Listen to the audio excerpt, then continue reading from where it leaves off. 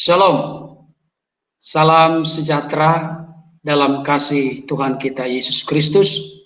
Jumpa kembali dengan saya, Pendeta Berton Nababan. Saya menyapa Bapak Ibu Saudara, dimanapun berada, apa kabarnya?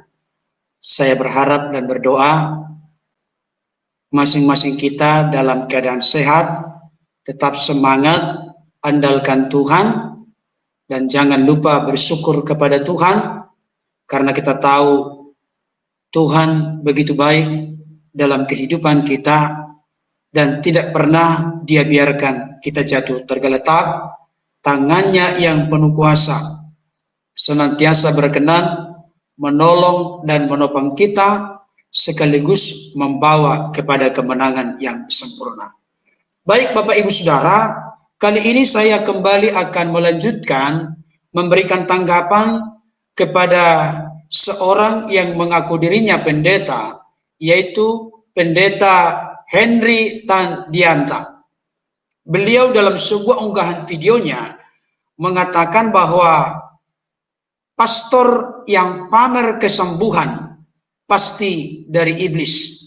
Artinya bukan dari Tuhan. Saudara, saya punya pengertian dan pemahaman setelah menggali seluruh isi firman Tuhan. Apa yang dikatakan oleh Pendeta Henry Tandianta ini benar-benar salah kaprah, benar-benar menyimpang, benar-benar tidak sesuai dengan fakta dan data Alkitab. Dan saya buktikan lebih daripada 10 bukti, sebetulnya kalau kita teliti bisa puluhan bahkan ratusan bukti yang menunjukkan bahwa apa yang dikatakan oleh Pendeta Henry Tandianta ini sungguh menyesatkan dan salah sama sekali. Tapi paling tidak 10 lebih akan saya tunjukkan, dan saya berharap Bapak Ibu Saudara berkenan untuk menyaksikan sampai kepada akhir dari ulasan pembahasan ini, sehingga betul-betul dilengkapi dengan begitu bertaburan banyak bukti di dalam Alkitab, khususnya Perjanjian Baru, baik melalui Yesus maupun para rasul. Dan ini yang menjadi jaminan bagi kita dari sudut pandang firman Tuhan ini, sehingga kita yakin bahwa apa yang dilakukan selama itu dengan motivasi yang benar, mutu yang tinggi, dengan metode yang benar, saya yakin ini sumbernya dari Tuhan, memuliakan Tuhan, dan menyenangkan hati Tuhan. Baik Bapak Ibu Saudara, sebelum saya lebih lanjut untuk membahas saat ini, pertama-tama saya akan mengutip dulu pernyataan dari Pendeta Henry Tandianta. Tetapi sebelumnya, saya berharap Bapak Ibu Saudara berkenan untuk like, komen, dan subscribe, serta tekan lonceng notifikasi, supaya channel kita ini makin maju dengan pesat, makin berkembang, dan ada banyak orang nanti yang semakin diberkati, dan nama Tuhan ditinggikan dan dimuliakan. Baik, saya akan kutipkan dulu pernyataan daripada Pendeta Henry Tandianta. Sebetulnya di dalam bagian sebelumnya saya sudah bahas beberapa kesalahan, kekeliruan, dan kesesatan beliau. Tapi ada satu yang tertinggal Bapak Ibu Saudara, dan karena tertinggal hal ini, dan ini merupakan satu hal yang sangat penting saya responi dan tanggapi, itu sebabnya saya ulangi kembali untuk membahas kekeliruan dan kesalahan dari Pendeta Henry Tandianta. Dan ini adalah argumentasi respon tanggapan yang begitu telak, yang menunjukkan bahwa Pendeta Henry Tandianta tidak mengerti, tidak paham Alkitab atau firman Tuhan. Ini dia.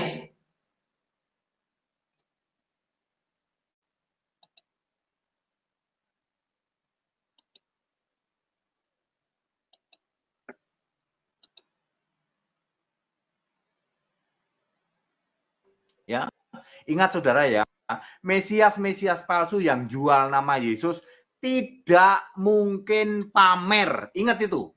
Semua yang pamer pasti dari iblis. Pasti. Ya, kesembuhan di dalam nama Yesus tidak ada yang pamer seperti itu. Ingat aja, itu trik duluan ya toh. Trik dulu terus Anda termotivasi, wah dia akan ke kota Jakarta misalnya, udah disambut heboh di Jakarta. Anda tertipu. ya. Di mana ada bangkai burung nasar berkerumun, ya. Burung nasar ini kan yang lapar terhadap bangkai. Bangkainya siapa? Ya bangkainya itu Mesias palsunya itu, nabi-nabi palsu. Kesembuhan mana ada, ya. Kita mesti penuh hikmat ya, saudara-saudara, jangan mau disesatkan ya. Saudara-saudaraku umat Kristen, terutama Anda yang belum kuat imannya ya. Lihat heboh kayak gini. Kalau pendeta Henry langsung tahu ya, nggak ada apa-apanya kamu. Ya pester jalanan kayak begitu. Pamer. Mana ada kesembuhan pamer. Iblis asalnya.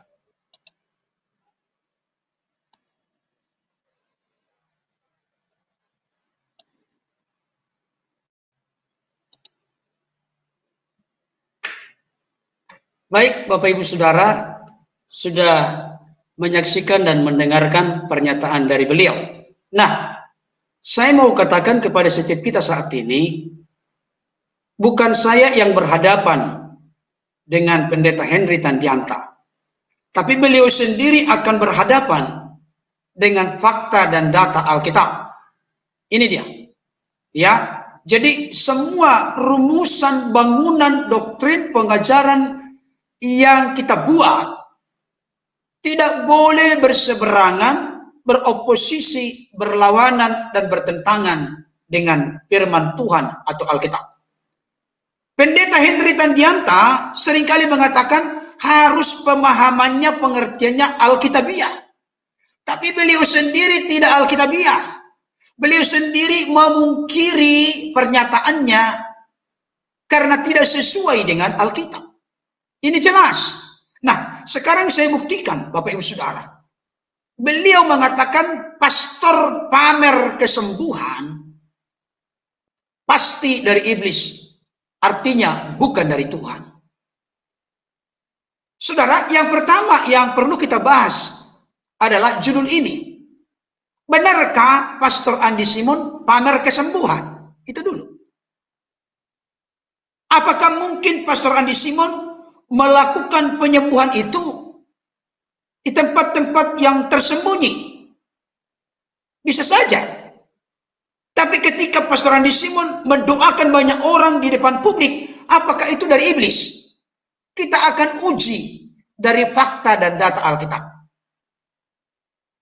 Mendoakan seseorang di tempat tersembunyi atau di ruangan kamarnya, itu bisa. Mendoakan seseorang di tempat halayak ramai, di depan umum, bisa. Yang menjadi inti persoalan di sini adalah bagaimana sikap hati seseorang ketika melakukan semuanya itu.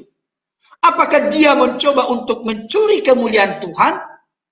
Atau justru sebaliknya, dia rindu untuk mewartakan kebesaran kuasa mujizat perbuatan Tuhan. Jadi bukan konteks di mana dilakukan. Bukan. Tapi konteks apa motivasi daripada seseorang melakukan ini. Apakah dia mengakui dirinya yang menyembuhkan? Atau justru dia hanya sebagai alat, budak, jongos, hamba, dulos, apostolosnya Tuhan. Saudara, selama prinsip dari seseorang melakukan pelayanan, apakah itu pelayanan dalam penggembalaan, dalam mengajar, atau karunia kesembuhan, dan lain sebagainya, sepanjang itu dilakukan untuk hormat Roma 11 ayat 36. Segala sesuatu adalah dari Dia, berarti sumbernya dari Tuhan. Oleh Dia, semua terjadi bukan karena kuat gagah kita, tapi oleh karena Tuhan. Kepada Dia, artinya sentral, fokus, goal, tujuan, target akhir adalah untuk Tuhan. Makanya Rasul Paulus kepada jemaat Roma menyimpulkan, bagi Dialah, artinya bagi Allah lah segala kemuliaan, kehormatan, keagungan dari sekarang sampai selama-lamanya. Saudara dikasihi Tuhan, Yohanes, di dalam kitab Yohanes, Injil Yohanes dikatakan, biarlah ia makin bertambah-tambah dan aku makin berkurang atau makin kecil. Artinya apa? Biarlah Yesus yang makin diluhurkan, diagungkan, dimuliakan di dalam hidup kita, melalui hidup kita, dengan apa yang kita buat, apa yang kita katakan, apa yang kita kerjakan dalam pekerjaan Tuhan.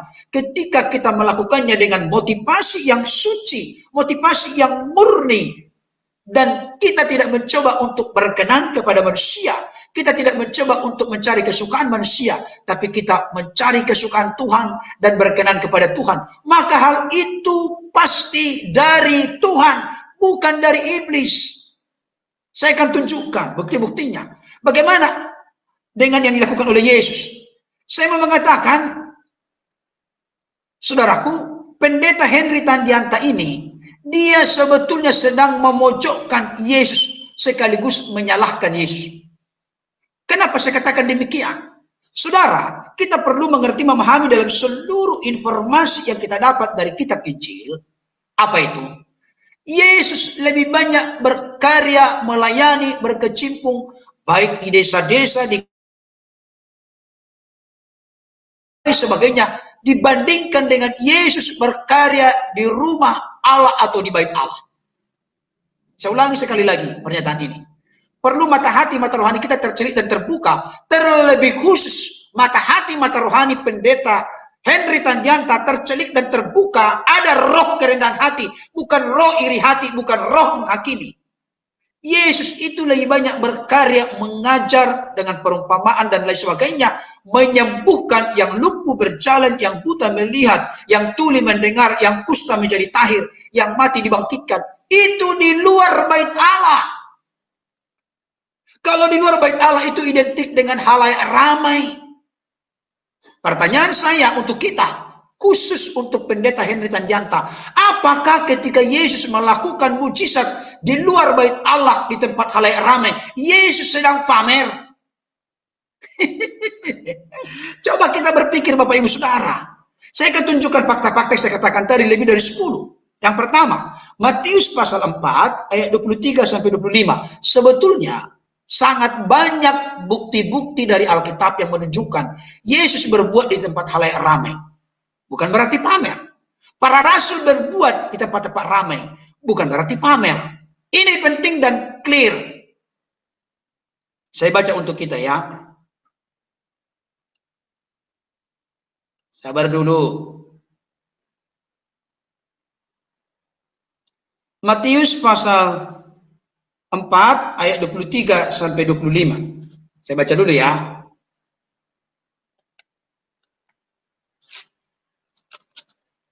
Dikatakan demikian. Perhatikan. Jadi kita berpegang teguh kepada apa yang dikatakan firman Tuhan. Bukan berpegang teguh kepada apa yang picik, dangkal, dan sempit, serta keliru dan salah yang diungkapkan oleh pendeta Henry Tandianta. Saya berharap ini kawan sekerja sebetulnya ini, tapi kayaknya rohnya lain ini. Dia memberitakan roh yang lain, Yesus yang lain, dan juga Injil yang lain. Dan ini yang ditegur oleh Rasul Paulus. Kalau memberitakan Injil kebenaran yang lain, selain daripada apa yang sudah malaikat dari sorga, yang berkata dia memberitakan Injil, tapi lain daripada apa yang sudah diberitakan oleh para rasul. Karena pengajaran itu diturunkan oleh Yesus kepada para rasul kepada murid-murid para rasul, murid-murid para rasul, sampai kepada saudara dan saya saat ini. Jadi terkutuklah dia kalau dia tidak mengajarkan Injil kebenaran yang sesuai dengan yang diajarkan oleh para rasul. Pertanyaan saya, apakah pendeta Henry Tandianta lebih hebat dari para rasul? Tong kosong nyaring bunyinya. Orang bodoh banyak bicaranya. Seperti air di daun talas, tidak punya prinsip, tidak punya pendirian yang benar-benar berdasar dan berpijak kepada kebenaran firman Tuhan yang sejati dan murni. Saya bacakan Matius pasal yang keempat, ayat yang ke-23 sampai 25. Dikatakan demikian. Yesus pun berkeliling di seluruh Galilea. Perhatikan, ia mengajar dalam rumah-rumah ibadat dan memberitakan Injil kerajaan Allah serta melenyapkan segala penyakit dan kelemahan di antara bangsa itu. Maka tersiarlah berita tentang dia di seluruh Syria dan dibawalah kepadanya semua orang yang buruk keadaannya, yang menderita berbagai penyakit dan sengsara, yang kerasukan, yang sakit ayan, dan yang lumpuh. Lalu Yesus menyembuhkan mereka. Maka orang banyak berbondong-bondong mengikuti dia. Mereka datang dari Galilea dan dari Dekapolis, dari Yerusalem dan dari Yudea dan dari seberang Yordan. Saudaraku, tahu artinya Dekapolis? Deka itu 10, makanya dekalog. Holog itu hukum. Ya, berarti 10 hukum. Kalau Dekapolis, Deka itu 10, polis itu kota. Dari 10 kota datang berbondong-bondong, berduyun-duyun, bahkan tersiarlah kabar, dikatakan di sini, berita tentang Yesus. Banyak orang yang datang, kagum, takjub, terpesona. Jadi bukan segelintir orang, banyak orang berbondong-bondong melihat, menyaksikan karya kuasa perbuatan Yesus yang begitu dahsyat dan luar biasa.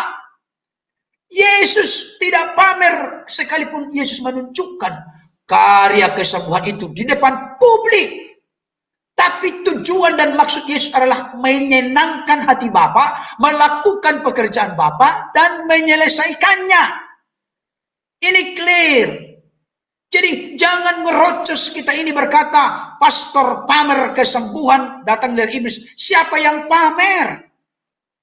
Oh iya, aku mau buat kesembuhan di depan publik supaya aku dipandang hebat. Bukan seperti itu. Sangat naif dan argumentasi yang tidak masuk akal, yang sangat rendahan seperti itu.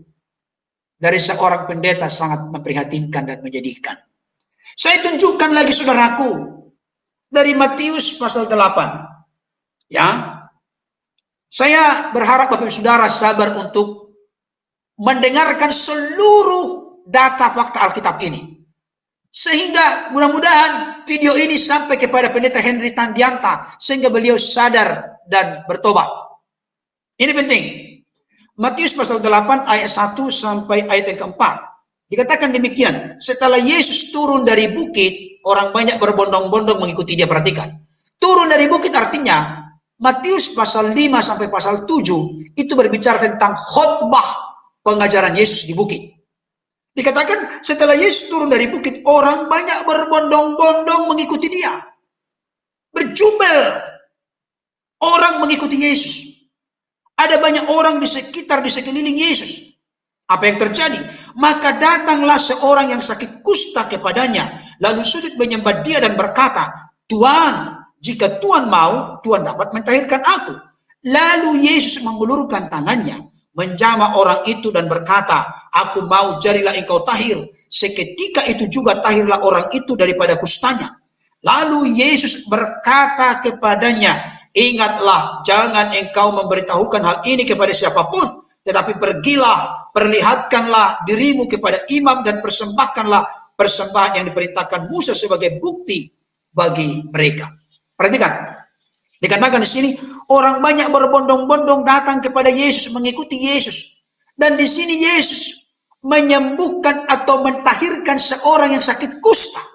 Dikatakan, aku mau jadi engkau tahir. Seketika itu juga tahirlah orang itu daripada kustanya. Yesus melakukan penyembuhan di depan orang banyak yang berbondong-bondong dengan dia. Tidak jadi kesimpulannya Yesus pamer.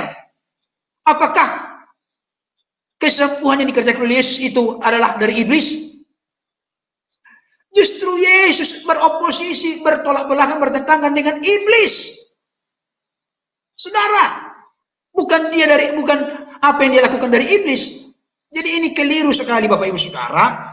Barangkali ayat ini yang dipakai oleh pendeta Henry Tandianta sebagai argumentasinya untuk mengatakan tidak boleh pamer. Karena apa? Yesus berkata di sini, ingatlah jangan engkau memberitahukan hal ini kepada siapapun. Tidak boleh, berarti harus ngumpat-ngumpat begitu. Di sini yang melihat kesembuhan ada nggak? Ada nggak yang melihat kesembuhan di sini? Banyak orang berbondong-bondong. Maksud Yesus di sini tahu nggak apa maksudnya? Tidak boleh diberitahukan kepada siapapun. Jangan jadi itu yang diekspos yang prioritas dan utama. Karena ini konteks baru permulaan pelayanan Yesus. Jangan sampai disalah mengerti bahwa kedatangan Yesus hanya untuk menyatakan mujizat kesembuhan.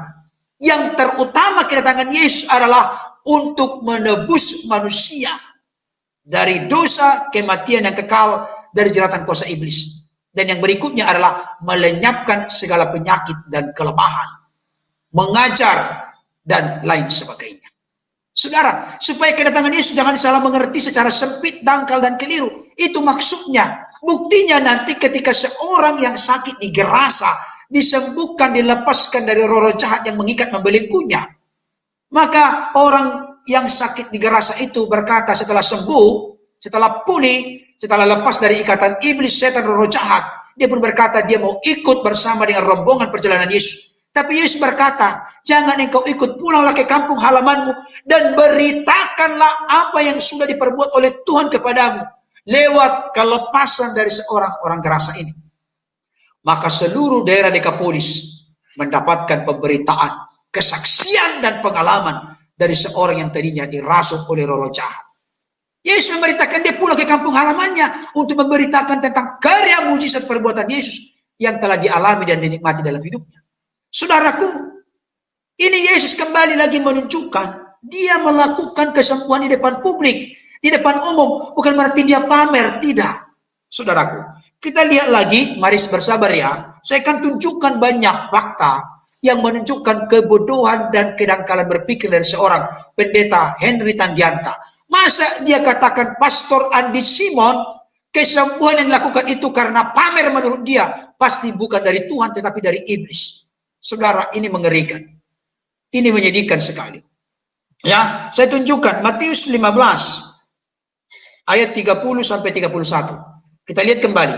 Kemudian orang banyak berbondong-bondong datang kepadanya, membawa orang lumpuh, orang timpang, orang buta, orang bisu, dan banyak lagi yang lain. Lalu meletakkan mereka pada kaki Yesus dan ia menyembuhkan mereka semuanya. Tidak ada yang tersisa, semuanya disembuhkan. Maka takjublah orang banyak itu melihat orang bisu berkata-kata, orang timpang sembuh, orang lumpuh berjalan, orang buta melihat, dan mereka memuliakan Allah Israel. Maka takjublah orang banyak itu melihat. Berarti Yesus tidak sembunyi melakukan mujizat di mana orang lumpuh berjalan, orang buta melihat, orang bisu mendengar, dan lain sebagainya. Dilakukan di depan publik. Saudara, saya lanjutkan lagi ya. Bapak Ibu Saudara ingat dengan cerita Yesus memberi makan 5.000 orang? Belum termasuk perempuan dan anak-anak.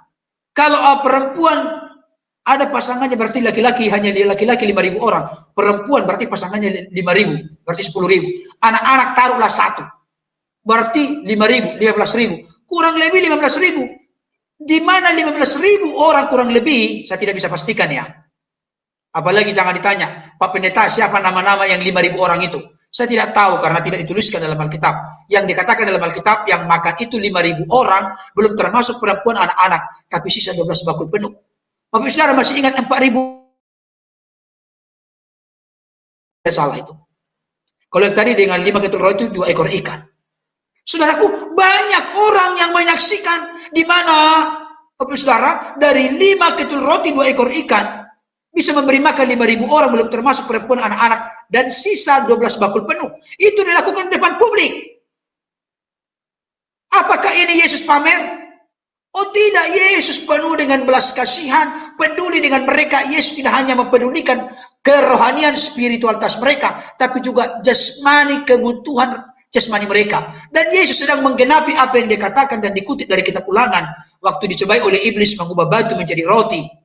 Manusia hidup bukan dari roti saja, tapi dari setiap firman yang keluar dari mulut Allah. Artinya, Yesus mengakui ada kebutuhan rohani yang adalah firman pengajaran Tuhan, dan yang kedua kebutuhan jasmani itu roti, makanan, nasi, dan lain sebagainya.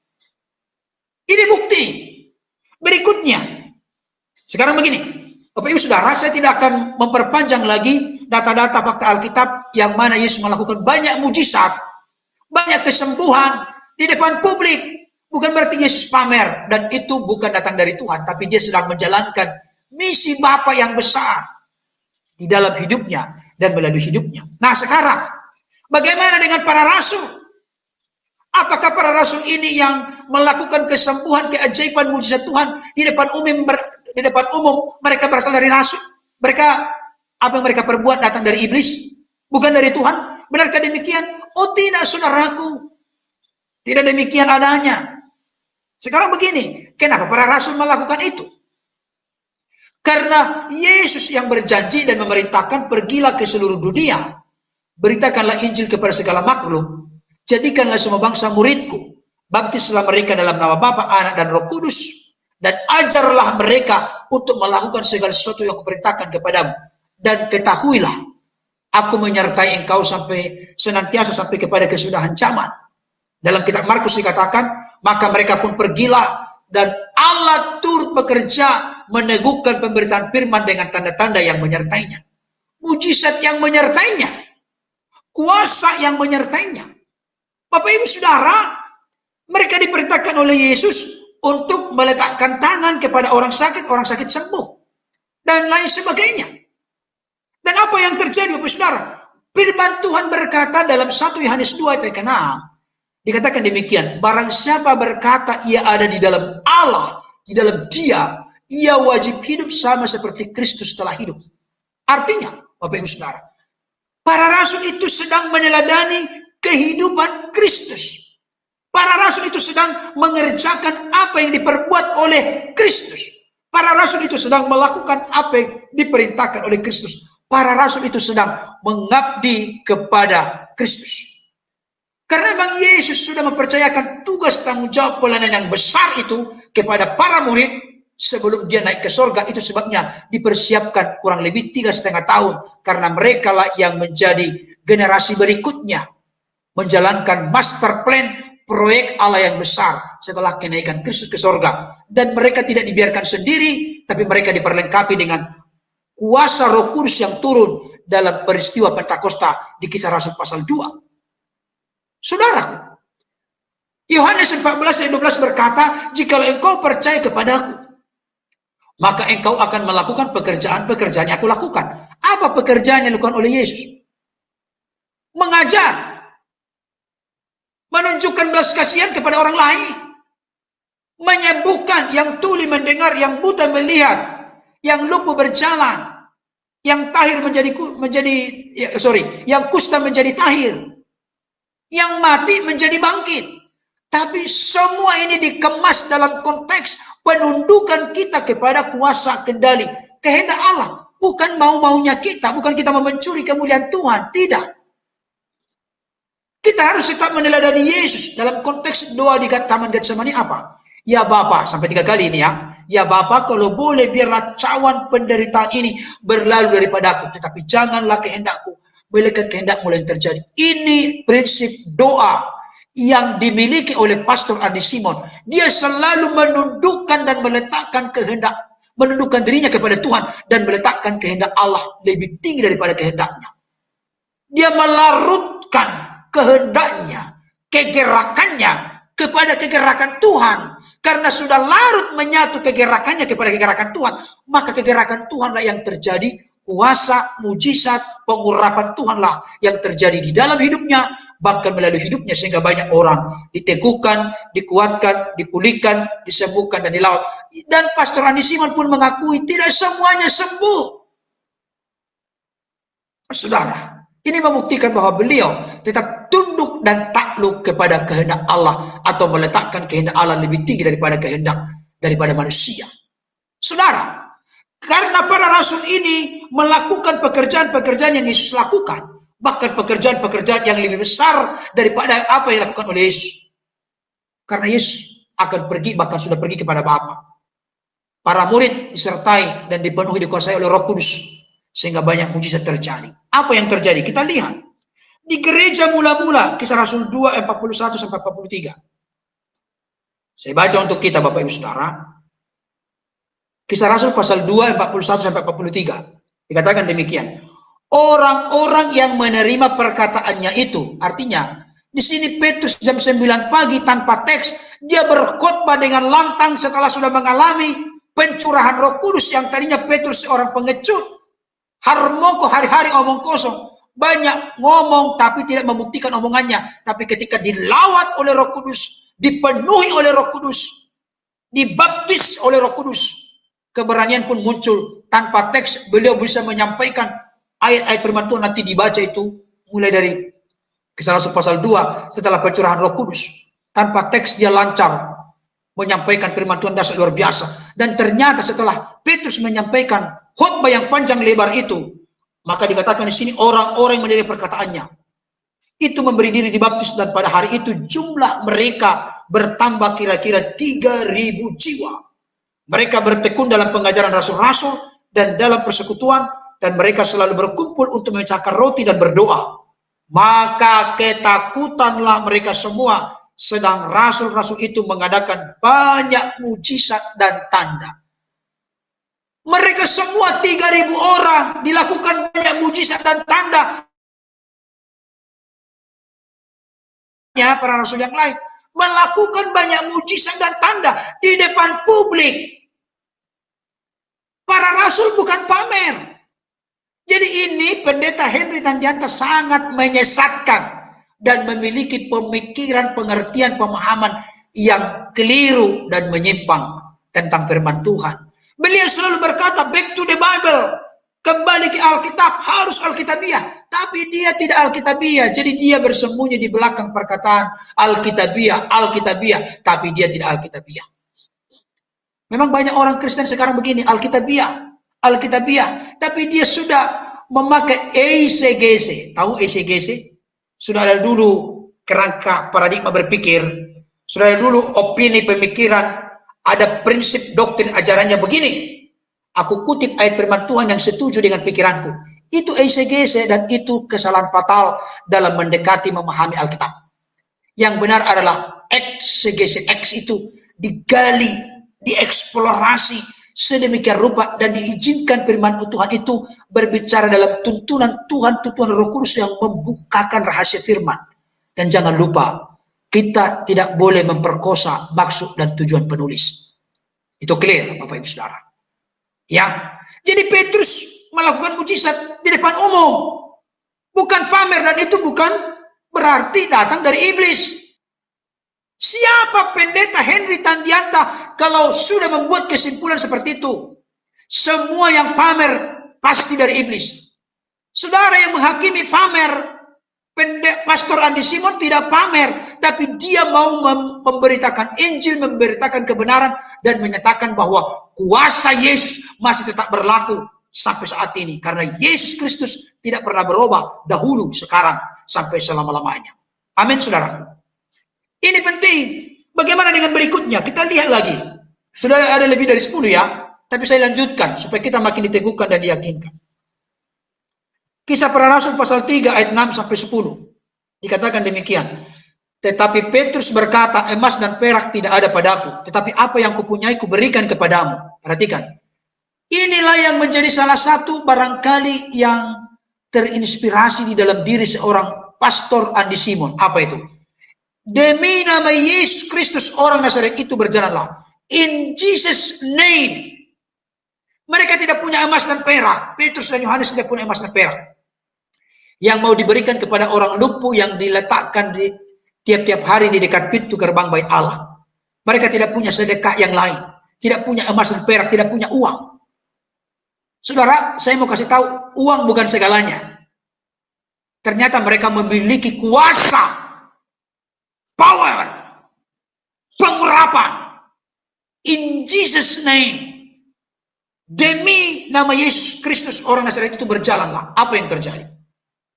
Lalu ia memegang tangan kanan orang itu. Dan ini yang sering dilakukan oleh Pastor Andi Simon. Dia bantu untuk berdiri. Kadang-kala tidak harus dia bantu semuanya. Saudaraku. Dan membantu dia berdiri seketika itu juga. Kuatlah kaki dan mata kaki orang itu. Bapak saudara nanti kalau baca ayat berikutnya. Kalau tidak salah umur orang ini 38 tahun. 38 tahun. Tapi bisa sembuh. In Jesus name. Adakah pergumulan persoalanmu saat ini sudah menahun? Kuasa Tuhan yang sama sanggup bekerja kepadamu saat ini. Melalui hambanya Pastor Andi Simon. Melalui pemberitaan ini juga.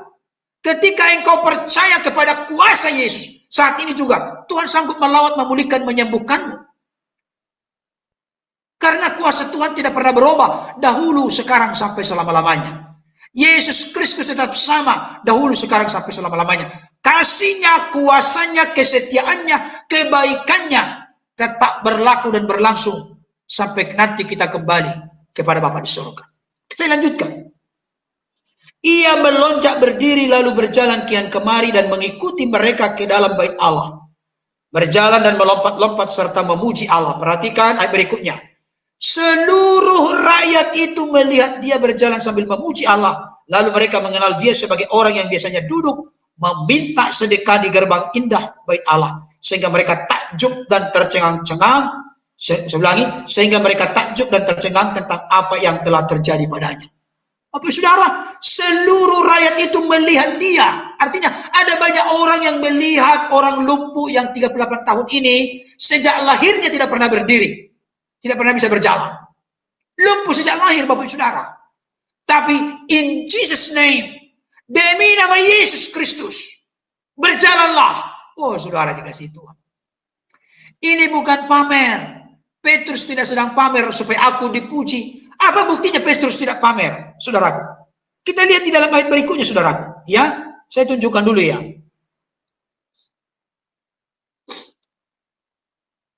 Perhatikan ini. Ayat berikutnya, ayat yang ke-11. Karena orang itu tetap mengikuti Petrus dan Yohanes, maka seluruh orang banyak yang sangat keheranan itu datang mengerumuni mereka di serambi yang disebut serambi Salomo. Sekalipun tidak dituliskan di sini Bapak Ibu Saudara. Mereka kagum, takjub, terpesona, tercengang-cengang. Mereka keheranan. Dan mereka barangkali sudah mulai berpikir, wah hebat juga ini Petrus dan Yohanes. Tapi hal itu secara cepat ditepis oleh Petrus dan Yohanes. Ayat 12. Petrus melihat orang banyak itu lalu berkata, hai orang Israel, mengapa kamu heran tentang kejadian itu? Dan mengapa kamu menatap kami seolah-olah kami membuat orang ini berjalan karena kuasa atau kesalehan kami sendiri? Petrus dan Yohanes mengaku kepada orang banyak yang sudah takjub, terpesona, keheranan, tercengang-cengang itu. Dia berkata, bukan karena kekudusan, kesalehan kami sehingga orang itu engkau lihat berdiri di samping kami saat ini. Bukan. Inilah yang dilakukan oleh Pastor Andi Simon. Dia tidak pernah berkata, aku yang hebat, aku yang menyembuhkan, aku yang melakukan mujizat. Oh tidak. Dia selalu berkata, memiliki hati yang rendah. Dikatakan, aku tidak ada apa-apanya tanpa Tuhan. Aku tidak bisa berbuat apa-apa tanpa Tuhan Yesus. Beliau selalu mengaku itu. Sepanjang Pastor Ando Simon mengakui itu, saya setuju dan terus mendoakan kiranya kuasa hikmat pengurapan Tuhan semakin dahsyat bekerja di dalam dan melalui hidupnya. Tapi kalau beliau sudah suatu saat sudah berkata, aku sumber kesembuhannya, saya pun akan rame-rame bersama dengan Bapak Ibu Saudara yang sedang layak berkata, dia sesat. Tapi beliau tidak seperti itu. Bahkan ada banyak komentar yang masuk di video yang sudah saya unggah. Bapak Ibu Saudara mereka berkata, dia melakukan itu tanpa dibayar apa-apa. Bahkan saat ini beliau mencoba mencari tempat penginapan karena dari tempat jauh datang untuk jadi beban bagi dia karena harus memikirkan di mana mereka menginap, bagaimana makannya mereka, barangkali tidak ada transportnya. Ini pekerjaan Allah yang dahsyat dan besar dan harus didukung, disupport oleh orang-orang percaya, Bapak Ibu Saudara. Dikatakan ayat berikutnya, ayat 14, Kisah Rasul 3 ayat 14. Sorry, ayat 15. Ayat 16 ya, ayat 16. Saya tidak akan bacakan semua. Dan karena kepercayaan, ini masih perkataan Petrus, dan karena kepercayaan dalam nama Yesus, in Jesus name, maka nama itu, perhatikan, nama Yesus, nama yang ajaib, nama Yesus, nama yang berkuasa, nama Yesus, nama yang melahirkan dan menghadirkan serta menyatakan mujizat bagi kita. Amin. Jadi masih Alkitabiah yang dilakukan oleh Pastor Andi Simon. Makanya selalu berbusa-busa mulut saya berkata, apa yang disampaikan oleh beliau dalam konteks sampai saat ini ya. Kita doakan supaya Tuhan jagai hati pikirannya, supaya tidak pernah mencuri kemuliaan Tuhan. Saya ulangi. Dan karena kepercayaan dalam nama Yesus, maka nama itu telah menguatkan orang yang kamu lihat dan kamu kenal ini. Dan kepercayaan itu telah memberi kesembuhan kepada orang ini di depan kamu semua. Jadi orang lumpuh ini ketika dikatakan oleh Petrus, dan orang lumpuh kan meminta sedekah. Tapi Petrus berkata, lihatlah kepada kami. Artinya, jangan fokus kepada keterpurukan, keterbatasanmu hanya mau memperjuangkan hidup dengan belas kasihan, tergantung kepada belas kasihan orang lain. Jangan. Lihat kepada kami. Tentunya saya yakin ada pujian yang mengatakan, kulihat di wajahmu kemuliaan raja.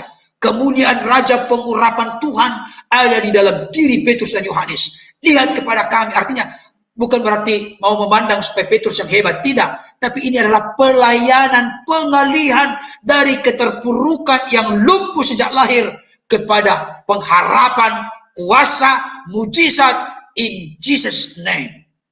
Amin, saudaraku. Jadi karena orang lumpuh itu percaya dan itu dilakukan di depan umum, bukan pamer dan bukan datang dari iblis. Tapi Bapa yang dimuliakan. Bukankah dikatakan tadi Bapak Ibu Saudara? Perhatikan dampak daripada mujizat itu. Seluruh rakyat itu melihat dia sedang berjalan sambil memuji Allah. Banyak orang kagum, takjub, terpesona, keheranan. Dan mereka akhirnya memuliakan Allah. Bagaimana dengan Paulus? Kita lihat Bapak Ibu Saudara ya. Saya akan kupas lagi beberapa bagian ini. Paulus dalam Kisah Rasul 20. Kita lihat. Ayat 7 sampai 12. Dikatakan demikian. Pada hari pertama dalam minggu itu ketika kami berkumpul untuk memecah-mecahkan roti, Paulus berbicara dengan saudara-saudara di situ karena ia bermaksud untuk berangkat pada keesokan harinya. Pembicaraan itu berlangsung sampai tengah malam di ruang atas di mana kami berkumpul. Jadi ada banyak orang berkumpul karena Paulus mau berpisah dengan jemaat yang ada saat itu. Dinyalakan banyak lampu. Perhatikan ayat 9. Seorang muda bernama Eutikus duduk di jendela. Karena Paulus amat lama berbicara, orang muda itu tidak dapat menahan kantuknya. Akhirnya ia tertidur lelap dan jatuh dari tingkat ketiga ke bawah. Ketika ia diangkat orang, ia sudah mati. Ayat 10. Tetapi Paulus turun ke bawah, ia merebahkan diri ke atas orang muda itu, mendekatnya dan berkata, jangan ribut, sebab ia masih hidup. Tadi di ayat sebelumnya katakan ia sudah mati. Tapi dia karena Paulus siapa itu perjanjian lama? Kalau tidak salah Elia ya. Ada seorang anak yang tiba-tiba mati dan dia merebahkan dirinya di atas daripada mayat dari anak itu, akhirnya mengalirkan kehangatan oleh kuasa Tuhan tentunya, bukan kehebatan Elia, akhirnya menjadi hidup kembali.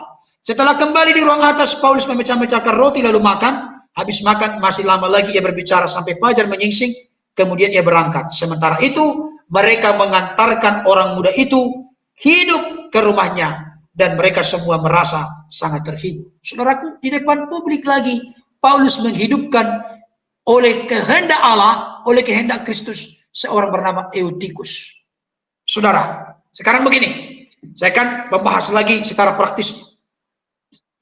Nah, sekarang begini, saya sudah tunjukkan baik oleh Yesus sendiri, baik oleh Rasul Petrus maupun Rasul Paulus, mereka banyak melakukan mujizat di depan publik. Mereka tidak ada tujuan dan maksud untuk pamer. Tidak, saudaraku. Dan tentunya apa yang mereka lakukan oleh karena kuasa Tuhan, kuasa Allah, kuasa nama Yesus. Kalau Yesus bukan kuasa nama Yesus, tapi para rasul dan murid-murid para rasul, murid-murid sampai kepada saudara dan saya, termasuk sampai kepada Pastor Andi Simon saat ini. In Jesus name, kuasa nama Yesus adalah nama yang perlu dinyatakan kepada dunia. Bahwa dalam kuasa nama Yesus ada kesembuhan, ada mujizat, ada keselamatan. Dan di dalam nama Yesus, nama di atas segala nama, setiap lidah mengakui Yesus Kristus Tuhan, setiap lutut bertelut di dalam nama Yesus. Nama Tuhan Yesus. Saudara, begini, berikutnya. Saya akan tunjukkan kepada kita. Dalam Alkitab, permulaan pelayanannya, Yesus pernah berkata begini. Perhatikan ya. Jadi apa yang dibuat oleh pendeta Henry Tandianta secara bombastis, semua yang pamer pasti dari iblis. Dan pastor yang pamer ini, pastor jalanan ini, apa yang dia lakukan adalah dari iblis. Ini kejam sekali. Kalau terjadi seperti peristiwa Ananias dan Safira, cepat dicabut nyawanya kawan ini. Tapi untunglah Tuhan kita panjang sabar, berlimpah kasih setia, masih diberikan kesempatan kepada beliau, kepada kita semua untuk sadar berubah, bertobat, bermetanoia, berbalik dari dosa, meninggalkan dosa, dan kembali kepada Tuhan, menyerahkan hidup total, holistik kepada Tuhan. Dikatakan Matius pasal yang kelima ayat 14 sampai 16. Kamu adalah terang dunia. Kota yang terletak di atas gunung tidak mungkin tersembunyi. Lagi pula orang tidak menyalakan pelita lalu meletakkannya di bawah gantang, melainkan di atas kaki dian, sehingga menerangi semua orang di dalam rumah itu. Saudaraku, kita adalah terang dunia. Terang tidak mungkin ditutupi. Tidak mungkin ditaruh di tempat yang sempit dan tidak ada manfaatnya. Tidak mungkin ditaruh, terang pelita dinyalakan, ditaruh, diletakkan di bawah gantang. Tidak, tapi di atas kaki dian. Supaya bisa menerangi semua orang. Supaya bisa seperti mercusuar yang bisa bermanfaat, berguna, disaksikan oleh banyak orang. Tujuannya apa? Saya lanjutkan. Ayat 16. Demikianlah hendaknya terangmu bercahaya di depan orang. Terangmu bercahaya artinya terang kita bercahaya dengan kata-kata kita, dengan apa yang kita buat, apa yang kita kerjakan, dan semuanya itu kuasanya datang dari Tuhan. Setuju Bapak Ibu Saudara? Yang sedang live, berikan komentarnya. Berikan komentar, jangan hanya nonton. Jangan lupa ya, support channel kita ini dengan cara like di tengah. Tujuannya tidak apa-apa, supaya melalui channel ini juga pekerjaan Tuhan bisa berjalan dan juga ada banyak orang semakin diberkati. Karena sebuah channel makin berkembang, semakin terangkat channel itu, makin populer dan makin bisa menyebarkan, meluaskan kebenaran firman Tuhan kepada banyak orang. Saudaraku, dikatakan begini, demikianlah hendaknya terangmu bercahaya di depan orang, supaya mereka melihat perbuatanmu yang baik dan memuliakan Bapa. Akhir dari apa yang kita perbuat, lewat perbuatan kita, lewat kata-kata kita, lewat apa yang kita kerjakan, adalah supaya Bapa di sorga ditinggikan, diagungkan, dan dimuliakan. Jadi terang itu, apa yang kita buat, apa yang kita katakan itu jangan disembunyikan, tapi harus ditunjukkan dan dinyatakan kepada banyak orang, supaya mereka boleh melihat mujizat, karya, kuasa, perbuatan Tuhan, dan orang lain pun memuliakan Tuhan. Syukur-syukur mereka menerima Yesus sebagai Tuhan Juru Selamat. Amin, saudara. Oke, saya lanjutkan fakta-faktanya lagi ya.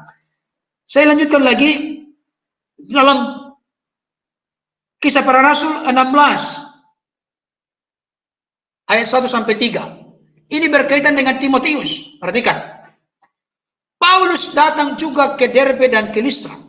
Di situ, maksudnya di Derbe dan Listra, ya, di situ ada seorang murid bernama Timotius.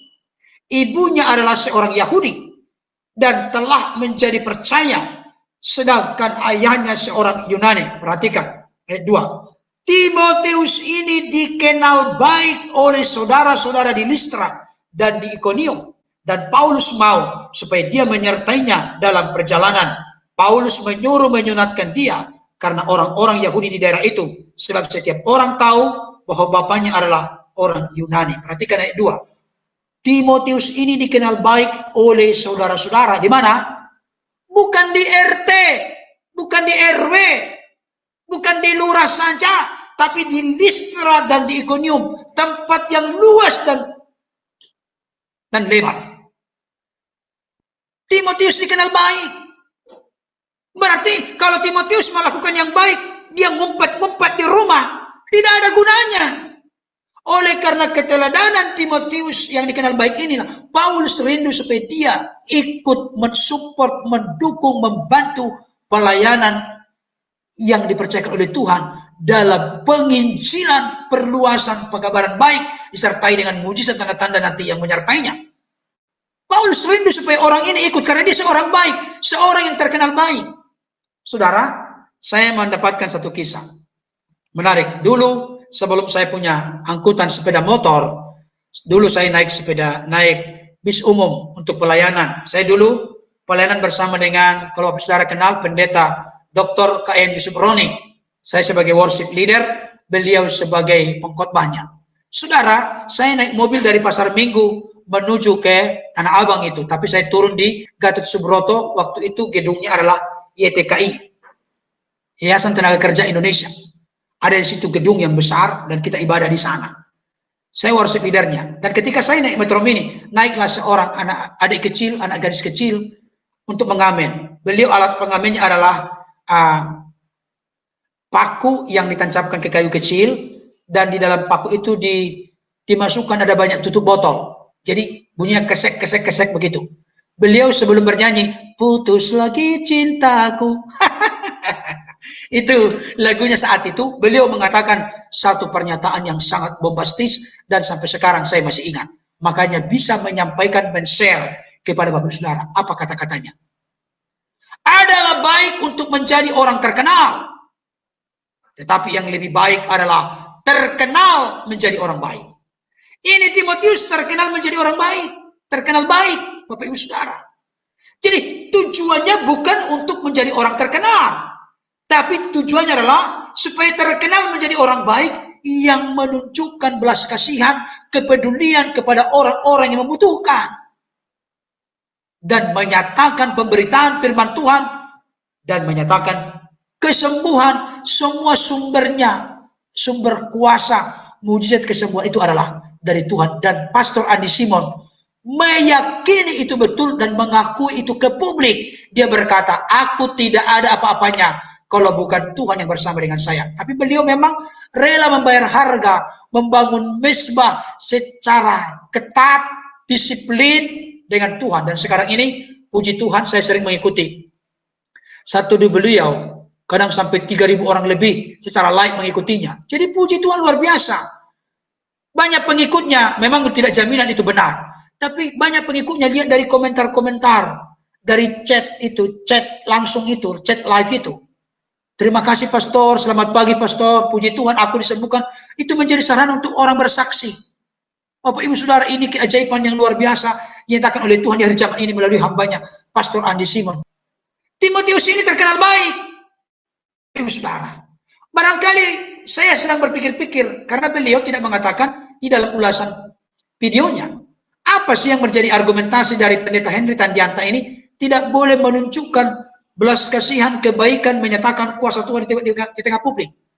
Apa sih argumentasinya? Kalau engkau memberikan sedekah, janganlah tangan kirimu mengetahui yang diberikan tangan kananmu, dan sebaliknya. Barangkali beliau mungkin punya argumentasi ini. Saudara, kalau kita lihat konteks pengajaran Yesus dalam rangkaian khotbah di bukit itu tujuannya, jangan engkau memberikan sesuatu dengan tujuan untuk dipuji oleh orang.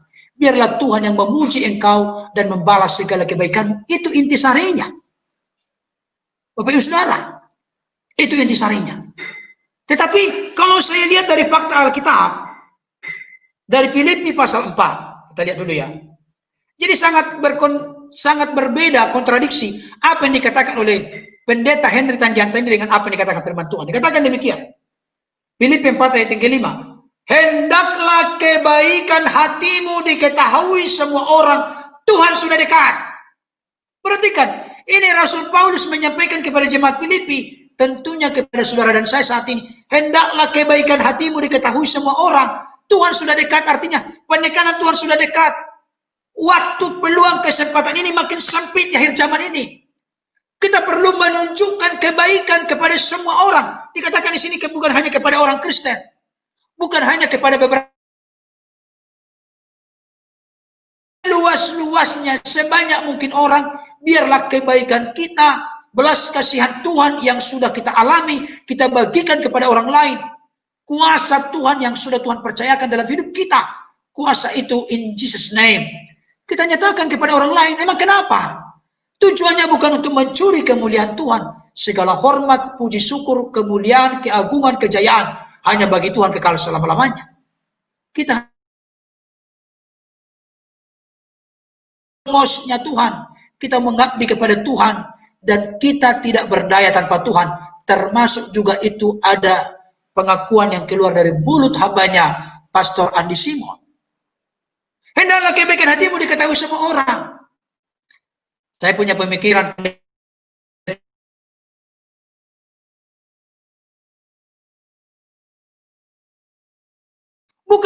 berarti kalau kebaikan hati kita diketahui sama orang, ini dari iblis, bukan dari Tuhan. Tidak, saudaraku. Tuhan mau, Tuhan rindu supaya apa yang kita perbuat dilihat oleh orang lain dengan tujuan bukan untuk memuliakan, membesarkan diri kita. Karena hal itu jelas. Kalau kita meninggikan diri, Allah merendahkan. Kalau kita merendahkan diri hadapan Tuhan, Allah yang meninggikan, mempromosikan, membesarkan, mengangkat kita. Itulah yang dialami oleh hambanya, Pastor Andi Simon sekarang ini. Bapak Ibu Saudara, saya tunjukkan lagi ayatnya ya. Bapak Ibu Saudara, saya berharap tidak bosan.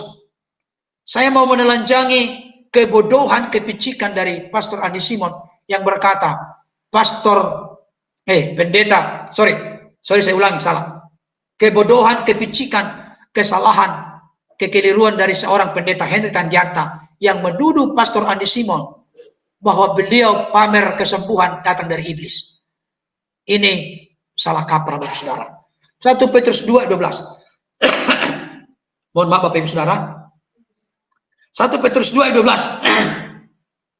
Dikatakan demikian. Milikilah cara hidup yang baik di tengah-tengah bangsa-bangsa bukan Yahudi, supaya apabila mereka memfitnah kamu sebagai orang durjana, mereka dapat melihatnya dari perbuatanmu yang baik dan memuliakan Allah pada hari Ia melawat mereka. Saudaraku, perbuatan yang baik yang kita lakukan itu menjadi kesaksian kepada mereka, dan kita berdoa, kita rindu, kita berharap mereka bukan hanya sekedar mencari kesembuhan, tapi yang terutama terpenting adalah mencari keselamatan yang hanya dapat diperoleh kepastian itu melalui percaya menerima Yesus Kristus sebagai Tuhan dan Juru Selamat. Amin, saudaraku. Oke, Bapak Ibu Saudara, saya sudah tunjukkan banyak bukti fakta Alkitab. Sangat banggalah kita sebagai orang percaya. Karena apa? Karena kuasa nama Yesus. In Jesus name.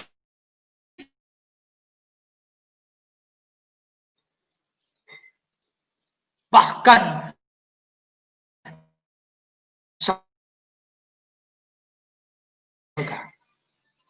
sekian pembahasan saya yang jelas bukan Pastor Andi Simon apa yang diperbuat dari iblis, tapi saya curiga jangan-jangan pendeta Henry Tandianta ini yang memang betul-betul keliru, salah, menyesatkan, dangkal, dan membangun kebenaran diri sendiri.